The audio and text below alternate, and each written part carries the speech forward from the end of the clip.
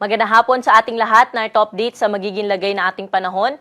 Ngayong alas 4 ng hapon ay lumabas na nating area of responsibility yung binabantayan nating bagyong si Marce.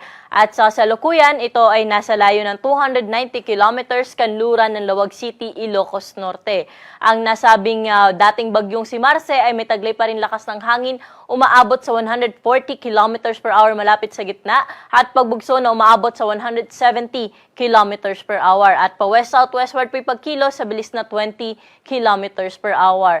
At dahil nga po maliit lamang ang sirkulasyon nitong bagyong si Marce, ay wala na rin po itong direktang epekto sa anumang bahagi ng ating bansa, kaya wala na rin po tayong nataas sa tropical cyclone wind signals sa anumang bahagi ng ating kapuluan. Pero ngayong hapon hanggang mamayang gabi, asahan pa rin po natin ang mga thunderstorms dito po sa may bahagi na Ilocos Region. Pero dito po sa atin sa Metro Manila, pati na rin po sa ibang bahagi na ating bansa, wala pong direktang epekto rin itong binabantayan nating bagyong si Marce. Kaya bahagyang maulap hanggang sa maulap lamang po yung ating kalangtan. At kung may mga pag-ulan man po tayo maranasan, ay panandali ang buhos lamang po ito ngayong hapon hanggang mamayang gabi. Samantala, update po tayo dun sa binabantayan nating low pressure area na huli natin na mataan sa line 1,705 kilometers silangan ng southeastern Luzon. Ang nasabi nating LPA, mababa ang tsansa na maging isang bagyo within 24 hours. Pero base po sa ating latest na TC threat potential, ito po ay valid for 1 week. Ito po yung may number 1 po dito. Ibig sabihin po nito ay meron po siyang high chance o mataas yung chance na maging bagyo within the next 5 days. Kaya patuloy ho nating i-monitor itong nasabi nating low pressure area na kung saan inaasahan nga natin na papasok ito na ating area of responsibility ngayong gabi o bukas ng umaga. At wala pa naman po itong direct na epekto sa anumang bahagi po na ating bansa. Pero kahit LPA o maging bagyo man po ito, magdudulot po ito ng mga kalat-kalat na mga pag-ulan, mga pagkidlat at pagkulog, lalo na po sa may bahagi ng Cagayan o Isabela area, pati na rin po ang bahagi ng Quezon, Aurora, Bicol Region ay posible rin po makaranas ng mga pag-ulan dala nitong LPA na posible pong maging bagyo within the next 5 days. Kaya patuloy ho tayo mag-antabay sa mga update na nilalabas ng Pag-asa. Sa magiging lagay naman po na ating panahon bukas, wala tayong naasahan na malawak ang mga pag-ulan sa anumang bahagi po ng Luzon. Kaya magiging maaliwalas po yung ating panahon, lalo na po sa may Northern Luzon area po no, na nakaranas ng mga pag-ulan ng mga nakarang araw. Bukas, magiging maaliwalas na rin po yung kanilang panahon dyan, lalo na po yung umaga hanggang tanghali nila. Pero pagsapit ng hapon at gabi, ay may mga tsansa pa rin po tayo na mga panandali ang buhos ng pag-ulan dala ng localized thunderstorm.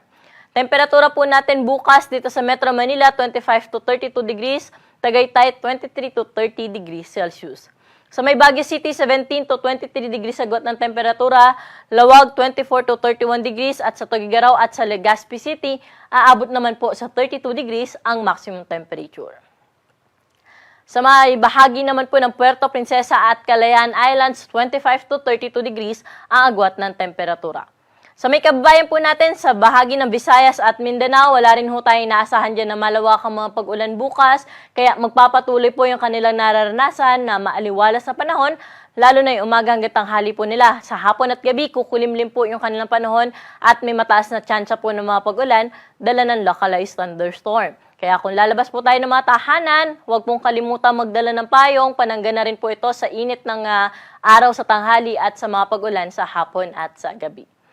Temperatura po natin bukas sa bahagi ng Iloilo, pati na rin po sa Tacloban ay 26 to 32 degrees Celsius. Metro Cebu naman 25 to 32 degrees Celsius. Aabot din sa 32 degrees ang pinakamataas bukas sa bahagi ng Cagayan de Oro, 33 degrees naman sa may Zamboanga at sa bahagi po ng Metro Davao. Sa mga kababayan naman po natin na maglalayag, may gale warning pa rin po tayo nakataas sa may western coast ng Ilocos Norte at Ilocos Sur. Pero inaasahan po natin na by tomorrow ay posibleng ma-lift na po itong ating mga gale warning. At pinag-iingat na lang po natin yung mga maliit na sakyang pandagat na papalaot po lalo na dito sa may western coast ng Ilocos Region dahil posible pa rin po by tomorrow yung moderate to rough na sea condition. At ngayon ay lalo na po sa may eastern coast po ng ating bansa, no, sa may Cagayan area ay wala na ho tayong gale warning na nakataas at generally magiging katamtaman na lamang po yung mga pag-alon.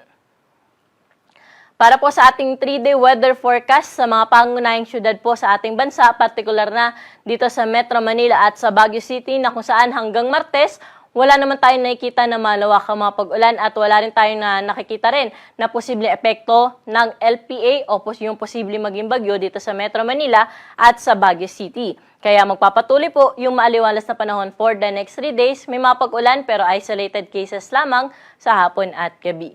Kung makikita naman po natin dito sa bahagi ng Legazpi City, by Sunday and Monday, maulap po ang kalangitan natin at may mataas ho na tsansa ng mga kalat-kalat na mga pag-ulan, mga pagkidlat at pagkulog. Pero pagdating ng Martes, improving weather condition po inaasahan natin sa bahagi ng Legazpi City. Temperatura natin na for the next 3 days dito sa Metro Manila ay 24 to 32 degrees Celsius, Baguio City 16 hanggang 24 degrees at sa Legazpi City naman 24 hanggang 32 degrees Celsius. Dumako naman po tayo sa mga pangunahing syudad sa Kabisayaan, sa Metro Cebu, Iloilo City at sa Tacloban City na kung saan hanggang Martes, generally fair weather condition po inaasahan natin. May mga pag-ulan pero panandalian na lamang at isolated lamang po ito madalas sa hapon at sa gabi. Metro Cebu, 25 to 33 degrees agwat ng temperatura. Bahagi na Iloilo, 25 to 33 degrees at Tacloban din po, 25 hanggang 32 degrees Celsius.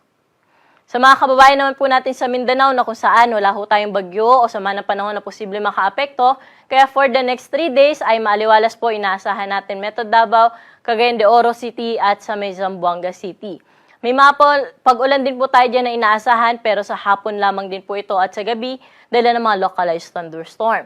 Pwede po natin i-monitor yung mga thunderstorm advisories na nilalabas po na ating PRSDs o Regional Services Divisions na kung saan pinopost po natin ito sa ating social media pati na rin po sa ating website.